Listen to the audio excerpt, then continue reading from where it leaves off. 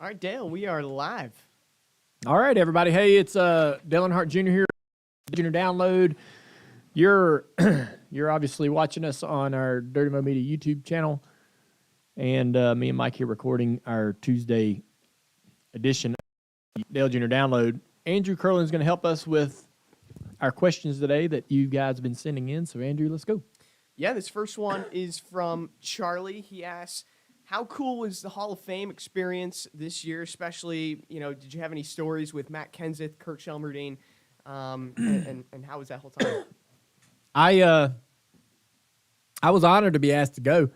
It was interesting because Kurt asked me to induct him, right? Go up there and introduce him to the stage, and which was a big honor. I couldn't believe all the people that he's been connected to, has relationships with, and he asked me to do it. We had Kurt in here on one of the shows, and he was like, "Man, I felt bad how we didn't really communicate much when I was a little boy. I'd go to the track, sit out of the way, and I didn't hardly hear. I didn't talk to them. They didn't talk to me much." And he was like, "Man, I wish I would have talked to you more. I wish we would have integrated you more into what we were doing." And so I was like, I thought that was really cool that he asked me to induct him. Matt got to choose who would go up on stage with him when he did his chat with Kyle Petty. And he chose me and Robbie Reiser. And I'm like, man, of all the people, right? Mark Martin, right, Jack Roush, and all the other people that have been a part of Matt's career and life, his own life, right? Then he asked me to go up there. And so, I had a lot to do at the event, and just going as a new member, right? That was my first year to go to these functions as a member, and to be able to hang out and pal around and backslap with Rusty Wallace and Jeff Gordon and all those guys. It was pretty entertaining. Yeah, for sure. Yeah. And especially, you and Matt in back-to-back years had to be pretty cool. It was fun because, Matt out performed me, at the cup level. He got the championship. He had a really, really solid career. And when we went to Homestead for my last year, my last race, we also felt like that might have been Matt's last race, right?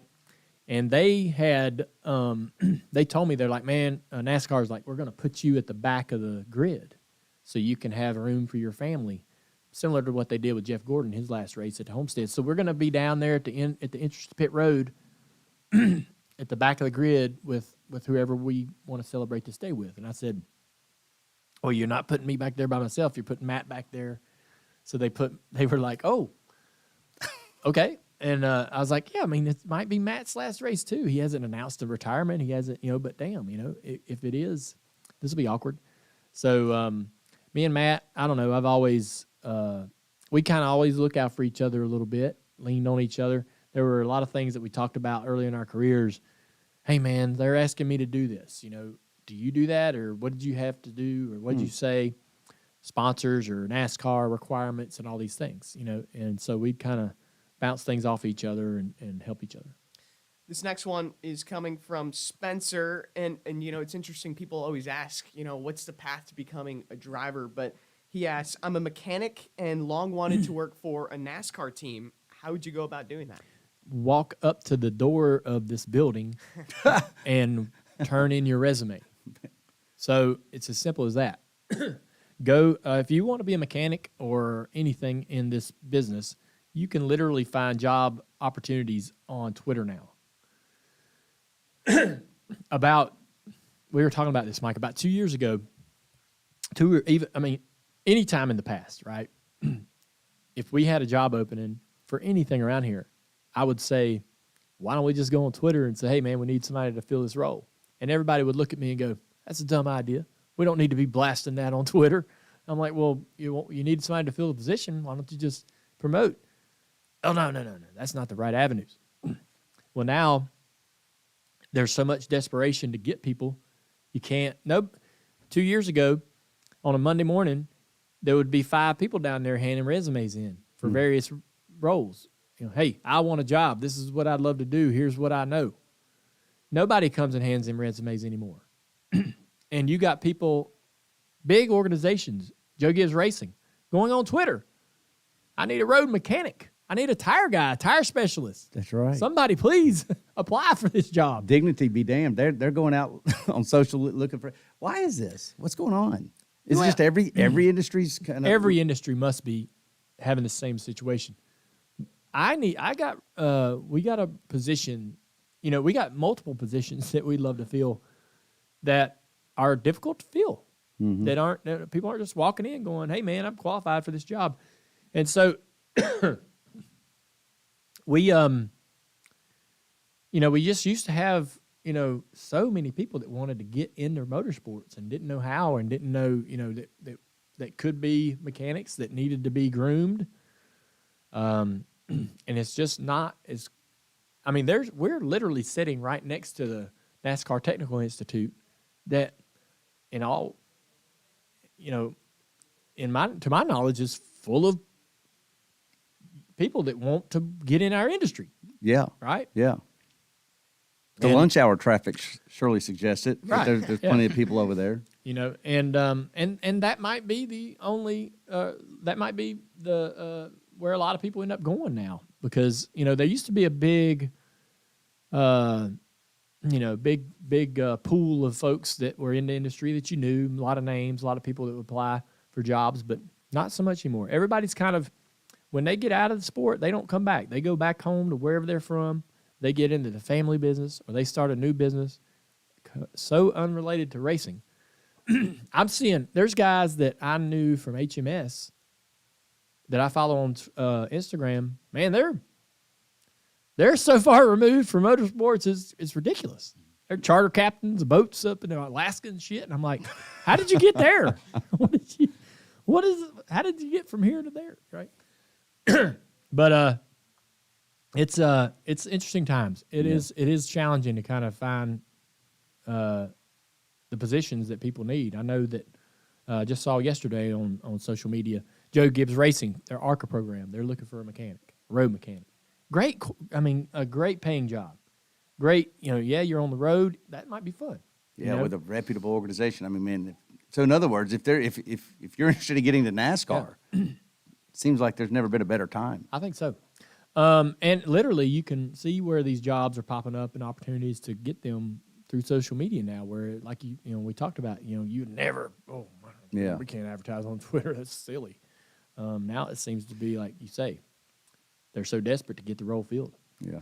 Yeah, I was going to say, even a few years ago, you wouldn't see resumes being posted on social media, but I feel like I see them once a week these days. This next question is coming from Matt Reed, and he said, NASCAR's become one of the most diverse forms of motorsports, from road courses, short tracks, super speedways, dirt racing.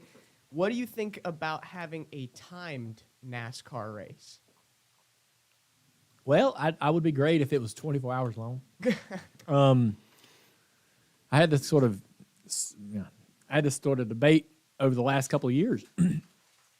When the Daytona 24-hour race comes around, the imagination starts going about like, man, could NASCAR have its own version of a 24-hour race, or could we have a class entered into IMSA's 24 Hours of Daytona? I say yes to all of that. Bob Pockris and other people on social media will say, well, how do you put, the cars don't have lights. Well, they just showed us the Garage 56 or whatever. Yeah. Has lights. Yeah. It has lights. And it's going to run 24 Hours of Le Mans. It is this car. It's this Cup car. They've made some adjustments and stuff to it to make it to where it has more downforce and so forth. But component-wise, it can't be far from where we are. I've talked to Doug Yates. He says the motors can handle it. Challenge them, right?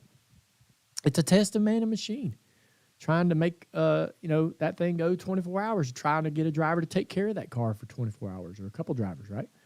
So I'm all for it. I would love to see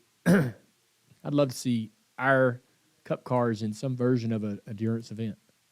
Definitely. This next question comes from Bob Cruckton. He says, We missed stories from you and the DJD when we were in the off season. Did you have anything fun happen to you with you, Amy, the girls at home? I had something not so fun happen.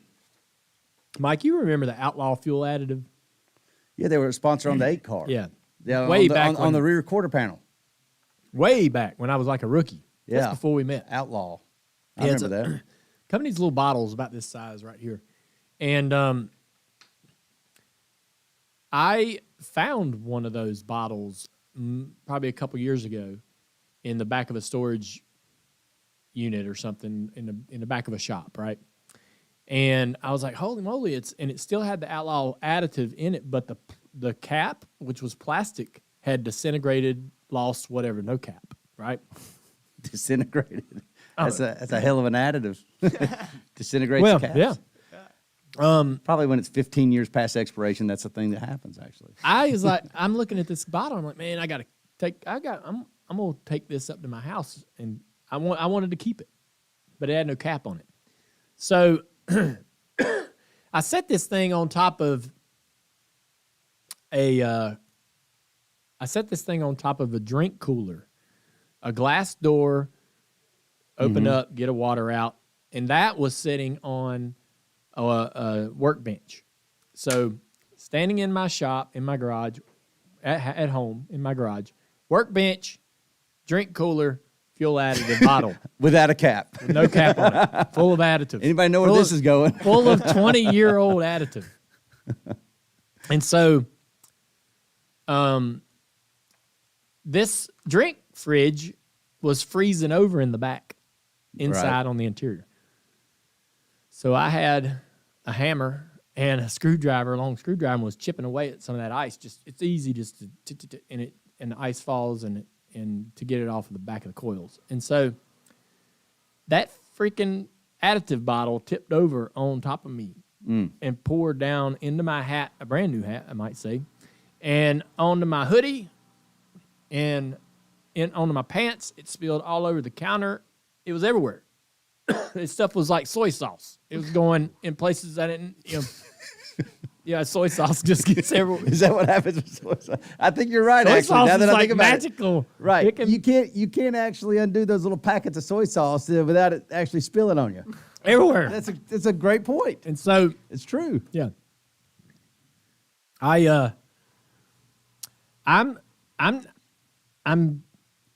My daughter is at school. No, my 2-year-old is at school, and I need to be there at 12:20 sharp Oh. for her to get picked up. I need to be standing at her door a couple minutes early. And so it's time to leave. I'm supposed to be walking out the door, and I got this shit all over me. And so, and it stinks. Yeah, I was going to say, what does Outlaw smell like when it's 20 years past? Gas? Yeah, I mean, it sounds it's just like I got it gas. smelling like gasoline. Oh, God. I ran upstairs, took 2 showers, and threw all the shit out. My clothes, they're junk. Threw 'em Oh. out, not even worth washing. My hat, brand new hat. Had a new Myrtle Beach Speedway hat that I'd gotten off the internet. And and I was, you know what? It was funny because when I put that bottle up there about a year ago, I told myself, this is a freaking mistake. There ain't no cap on that. And I don't know what the hell I'm thinking. And I was doing it. I'm like, I don't know what I'm doing. This is stupid. This is dumb as hell to put this up here. This is like perfectly positioned to fall on me. And it did. Said every guy at one point of our lives, right? I mean, like, we've all done it, like, this is dumb, and yet I cannot not do it. Yeah. So how long did it take to get this? I mean, you threw the clothes away, but, like, did the 2 showers work? I mean, No. did you go to the What's school defines 2 smelling? showers? What's that? Like, did you take 1 shower and you're like, this Got is out, not then it's good like, now? Yeah. didn't work? I took one and I guess I call taking 2 showers basically wash my hair, wash my body, Okay. and then do that process Again. right? Okay. Oh, okay. Okay. Yeah. So I was just making sure, right? I wish I could hear the comments or the thoughts of the people around you at the school, because I mean, you know, school lines when you're picking up kids, those are judgmental lines right Yeah. there, right? You're always sizing up the other parents. Yeah. Of course you are. Yeah. Did we talk? Idiot who smells like Yeah. gas. Yeah. Yeah. With the clothes clearly that are wrecked. Look at that jackass. Yeah. Did we talk about that last year where I hit the horn accidentally in line? No. Oh my God. Man, That's so embarrassing. it is. So I'm in. I'm here, everybody. I'm in line at the carpool line. It's long, right? It's snaking around. Oh yeah. And this is my job to get the kids. I love it. I take them to school, and most of the time I pick them up. And so we're sitting there, and we're in the thick of the line, and Nicole wanted me to unbuckle her, man, and so I put the truck in park, and I turn around and I'm climbing back to get her, and somehow or another my elbow or something hit the horn, and everybody's like, Yeah. Yeah. Well, the "What person. are you horning for?" Like, Right, man, right. Ain't can nobody move. going anywhere. You can't move, and I'm sitting there going, "Oh shit!" Right. Right. I'm race car driver, impatient. Let's go. Right. Right. I thought for sure they were sitting there thinking that I hit that horn on purpose. No, I would have. Yeah, for sure. Especially if you're the person right in front of you. Like, what a jackass! Why are you honking And me? so- and I you know pull- what? You know yeah. the drill. So we pull up to all the teachers get the kids out of the car. We pull up and the teacher goes, "Hey man," gets the kids out. And I was so close to saying, man, I messed up. I really didn't mean to hit the horn, but maybe she doesn't know, right? I mean, there's there's like 6 teachers, right? Right. One at each car. Right. It's like, should I tell her? Should I say anything? I was so nervous. And so I didn't say anything, and I pull out, and I've told Amy about what happened. And she goes, "You didn't tell a teacher that you hit it accidentally?" And I was like, I didn't know if she heard it. I didn't know if they were like, "Man, what's up with this jerk?" And so I didn't say anything. She goes, "You should have said something." Yeah, you should have said something. Really? Yeah, of course. Yeah. 100%. Yeah. Right. So I mean, really- think about the kids, man. I mean, like So even now, they still think You- they. I wasn't thinking about the kids. I was thinking about like Dale. I'm like, yeah, it'd be embarrassing. I'd be like, yeah, I did my Yeah. bad. Man. Well, oh well. And then you spill fuel additive on yourself, and they're like, "Isn't that the guy who also slammed the horn in the?" Yeah, same dude. Yeah. In fact, they just knew. Like, y'all smell that gas? Must be the Earnhardt guy. Yeah. Must be Isla's dad. I think that's a good place to wrap it up this week. All right. Thank you, Andrew. Appreciate it. Like Mike said, Hannah will be here throughout the year. Andrew filling in for this week. And thanks for all those questions for Ask Junior. It's a lot of fun. Always, being able to go live. I think, that's a good opportunity to talk about our live show. We have Dirty Mo Media Live, right, Mike? Yeah. And that's going to be happening weekly, Yeah, maybe even bi-weekly. bi-weekly, Yeah. so twice a week. Yeah, maybe, yeah. that what As bi-weekly many as we means? can. I think that's what it means. Um, Did I get that wrong? I think you're right. Yep, I'm getting the approval. I was right. Yeah. But yeah, we're going to do it as much as we feel like doing it. I mean, like it's actually called Dirty Mo Live. And Dirty Mo Live. Yeah, What did I say? Dirty Mo Media Live, but it's okay. It's an honest mistake. You wouldn't be the first one to make it. Won't be the last. But the fact is that Dirty Mo Live is just available for us, and it's going to be much like this Ask Yeah. Junior. So Ask Junior is going to stay live on YouTube every week, just like this. But I'm hoping that at some point we're doing this entire Tuesday show with Dirty Air and Ask Junior live. Like all of Dirty Air would be live. We've talked about it. We want to get there. I know all y'all think that you just push the record button. What's the hard part about that? But there's a lot more to it. And we're just not there yet, but we want to get there. Hopefully maybe by the end of this year we're doing the Tuesday episodes live. Yeah, I feel like you're giving You're me cringing. the eye. Well, no, you're. Are you cringing? I think what you want Am to I- say. am I Go making ahead and you say nervous? it. I'm the one that's preventing that. Is that what you want to say? No, I just think that it's not as easy as mashing the record button. Well, that's true. That's true. Yeah. Although we'll see. We'll see. All right. Well, we hear you, I guess, is the point here, right? We hear the feedback and we understand that's what we want to, and we're going to try to get there. But that would be fun. Make sure you guys keep the questions coming in. Appreciate it, and thanks for supporting Dirty Mo Media and all we do here. All right, we are out.